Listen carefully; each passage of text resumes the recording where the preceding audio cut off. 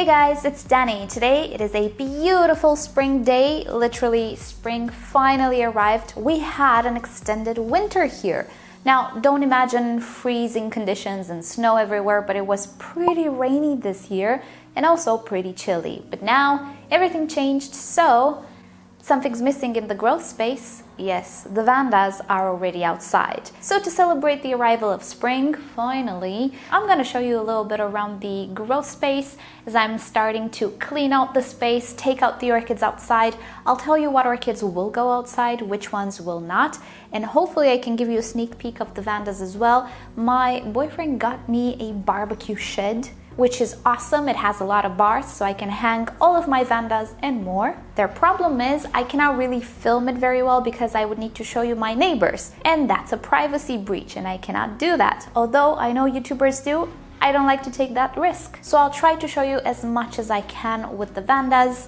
Basically, they are facing an eastern exposure right now because, well, due to the experience of last year, when I managed to burn quite a lot of Vandas, I now know where to actually put the Vandas. So they do have sun in the morning time, which works out great for them. I discovered that in the heat of summer, they absolutely cannot handle 1 minute of the sun. If it's over 9 o'clock a.m., they cannot handle the sun. It's just so brutal here. And I really do not want to repeat the experience from last year. So now they just receive sunlight in the early morning and then a little bit in later afternoon. Other than that, everything is just light being reflected from the buildings. And yes, I am opening my windows because the workers are taking a break today. And what you hear are the little finches, which come here every spring, and I love them. They're the tiniest little creatures, but they make so much noise. I love them. Anyway, so yeah, being that this is a Mediterranean country, all the buildings are light colored. They're either beigey or white or things of the sorts, and they're great for reflecting light. I love it. So there is so much bright shade outside right now that the Vandas just love it. Even though they're not in the sun all the time, they do get a lot of light and they like it. So a few highlights from the Vandas. Some of them are starting to spike. After a pretty long winter, which was gloomier than usual, and now looking at the difference from outside to inside, oh, such a big difference. They're not, let's say, in full active growth. They took a break during this winter. It was cold, it was rainy and gloomy. They did not grow like they used to grow inside the growth space. Now they're picking up pace, actually. And I can expect some flower spikes, hopefully, starting to appear now as well. Other than that, the Vandas are doing quite okay. They went outside later than I anticipated because of the extended winter, but anyway, they're outside now. Everybody's happy. They're the happiest, I think. And together with them, I also put the Nobiles. Now, they're in full bloom, my Nobiles, but they're also starting to create new growth. The problem is that new growth will completely mature by summer, let's say. And then with the extended summer that I have, they're gonna wonder what should we do next because it's time to get the chill down, and we don't get the chill. It's full summer right now. So what I'm hoping is that by placing them outside in a shady location, again, they're together with the Vandas, they get the same amount of light. I'm hoping that either they will create 2 sets of fully mature growths by autumn, either slow down their new growth development because the nights are still pretty chilly. They're about 15 degrees Celsius, perfectly fine for the orchids, but it's not like the growth space, which now tends to stay warmer because it heats up during daytime.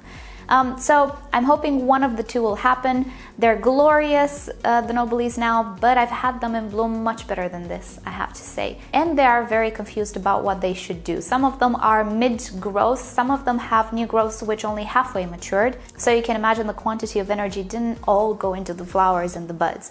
Luckily though, I do have very mild winters, and usually they're not so gloomy. I think this year there was a record of rain actually in the past 50 years, so it doesn't usually happen. But yeah, this year everybody's a little bit late with everything, but it's okay. Spring is here and hopefully it's here to stay. So now I'm actually left with the hangers here in the growth space. They will go outside, most probably. I'll see how I can use them because I do have some other plans as well, especially with some pendant Dendrobiums. So I asked you in a previous video to give me some ideas regarding my Cattleya versus, or actually crossed with Brassivola hybrid, because she has a pendant type of display of growing. I love it. I love her drooping down like this, but it's not quite easy to grow it like this on a shelf. And well, she is one of the Cattleyas which goes outside. She really loves the heat. Some of you guys said, why don't you just keep her in a hanging pot, hanging basket, something of the sort? And you know what?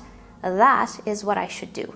And I will do, because she's just so beautiful, and I think this display is better shown when she's drooping down. You know me and my love of pendant stuff, so I am going to try and accommodate this style of growth outside. I'm not going to mount it, don't worry. I don't want to make my life very, very hard. But you can definitely keep pendant orchids in baskets or in pots even. There is zero difference actually, as you can see here, and you'll pretty much get the same effect. So that is what I want to do with my pendant Dendrobiums, which I really love. This one will not go outside, but I do have the Anosmum, the new Anosmum actually, Perishi, the Aphyllum, maybe a few more, I don't know exactly. But anyway, I do want to accommodate for their pendant type of growth, and I do need to hang them somewhere. So either they will go together with the Vandas, either I will use those hangers for these guys, try to display them really, really nice.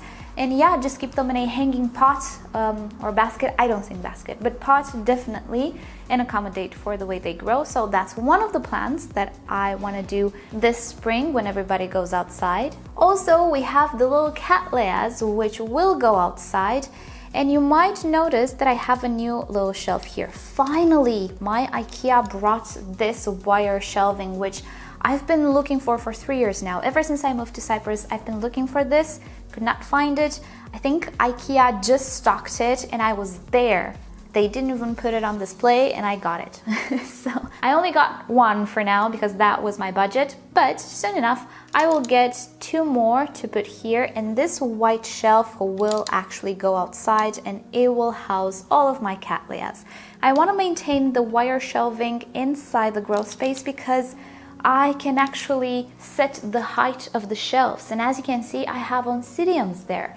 The Oncidiums, intergenerics, odontoglossums, these things, they don't like the outside world for me. They might like it in your area, my area, no. I put my cherry babies outside, and do you see that spotting? That's extreme even for me. The new growth seems to be a lot greener. So no, these guys are not going outside. This is not the climate for Oncidiums. It is definitely for the Cattleyas and other hot growing orchids. But I can accommodate the Oncidiums, which can be quite tall. Definitely in my collection much taller than the Cattleyas. So this shelf will go outside with all the pretty cats, and these wire shelvings, which are customizable, will stay inside and accommodate all of my Oncidiums and intergenerics and Miltoniopsis, all of the things I dreamed of having, because they're working out pretty great now. So they will go outside pretty soon. What I will do, a little tip here. Do you remember how last year I had some issues with fallen orchids during storms? Well, I have a plan this year.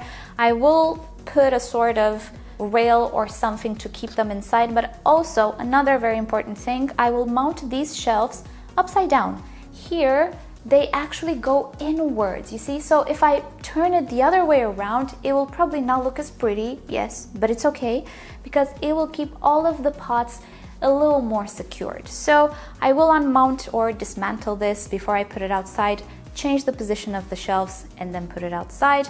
And then of course go around maybe with some wire or something and put a much needed support so that nobody falls off the shelves again this year, because last year it was devastating to me. I didn't show it on camera, but I cried, and my boyfriend was like, okay, let's see what we can salvage, calm down. It was devastating to see my denphals broken on the floor. So this year, I know what I'm dealing with. The epidendrums will go outside pretty soon. Some of them are already in bloom, some of them have flower spikes, they're in there. These are heat-loving and heat-tolerant plants, so definitely they're going outside. And I actually really like this little table shelf, I don't know what it is, from IKEA. Slightly expensive. I mean, I'm not gonna buy any more of these because they're not worth the price, but for a few plants outside, it's wonderful. It has this secure, let's say, bar all across. The only downside is that this is wood, so it's not gonna do well in the rain. That's why I keep these orchids a little more inside in my terrace, so that rain doesn't really reach this shelf. So yeah, it looks very, very pretty. You might know it from IKEA. I don't recommend it because it's very expensive. It's wood, you know, it's not versatile, but it's cute. So that's why I got it a while back, but I'm not gonna buy any more of these. The Cattleya seedlings, I'm not sure if I will put them outside. I will think about it because this winter I had some issues with dehydration with them. Yes, they're Cattleyas, but being that they're seedlings, they need more hydration. And just like with the Oncidiums, the leca medium was a bit too airy for them. So what I did was just reuse that leca that they have and put a little bit of moss. And look at that. Oh, they like it. They do really like this moisture. As they mature, they will probably change their appetite for moisture.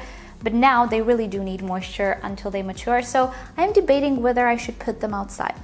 Theoretically, they should be okay with the heat, but practically they're seedlings. They're a lot more sensitive than the mature orchids. So I don't know, I'm debating. Then of course we have all of these species, Angraecums. Some of them are not heat lovers. So some will stay inside, some will go out. 2 of them, they're already out because they like the heat. And yeah, all of the other species, they might just stay inside because I don't have enough experience with them and I don't want to mess it up. My climate is not forgiving. So having last year's experience, I can extrapolate from the Vandas and from the Cattleyas, and I don't want to play around with new species. This one, I think he was a worm grower, the Dendrobium cucumarinum. I'm not going to put it outside because we don't know each other that well. So all of these will still stay inside, and I will put outside the strongest of the strongest. Hence why I want to try out with the Phalaenopsis, because theoretically some species are hot growing, but most of them will probably stay inside. One thing I will get into a little bit more this year, apart from the Dendrobiums and what I already told you about, are some Cymbidiums.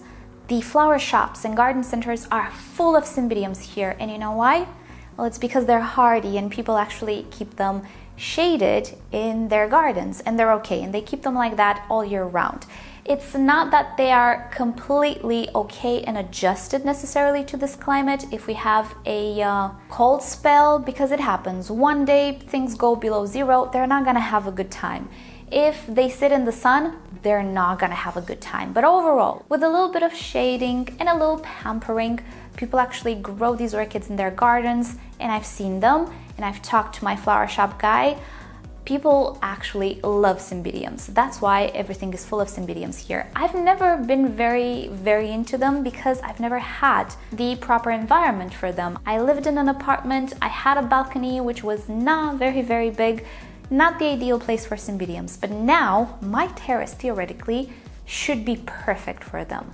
So I want to start to get into them. I have this guy, the Ice Cascade. I will put him outside and we'll see what the flower shops bring. Usually they're kind of expensive. They're more expensive than Vandas. Maybe I can find some discounted ones. Maybe I will find one that I absolutely love and, you know, I'll invest in it. I'm not gonna get 10 of them, but I do want to have a few, try it out on the terrace. So yeah, for those of you guys who always ask me, please get some Cymbidiums, do some Cymbidium videos. I will, I'll try. I'm gonna get into them. I was kind of afraid of them, I have to say. Cymbidiums are one of those orchids that are like, should I buy them? Am I good enough? Can I actually grow them? Well, we'll find out. I am determined to try it out. So that is what I am up to lately.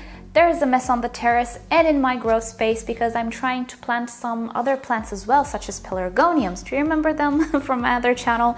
I promise I'll make some videos for that channel as well. It's just that time was really not on my side. So I still have the pelargoniums. I trimmed them, they're blooming now. They're coping with the weather here really nice, and they're everywhere. So I am revamping a little bit the terrace with the plants that I know can take the heat. I tried so many plants, they didn't work, so I'm just gonna stock up on stuff that I know work. Pelargoniums are one of them, but they're not the only ones. So yeah, stay tuned for some videos on the other channel as well, hopefully soon. But thank you guys for hanging out with me today. I have a full day ahead of me actually, and this week will be full. Hopefully I'll get the videos in time, but if not, bear with me. It's the spring transitional phase that I'm going through right now. And when everything is done, of course, we're gonna make a video about it. So with that said, thank you for watching. Hope you've enjoyed spending time with me, and you know the drill. Like or dislike this video below. Subscribe to my channel for more orchid videos 5 days a week. And if you really like my channel and you'd like to help it grow, consider visiting the merch store. You have the links down below in the description. And with that said, I'll see you guys next time. Bye!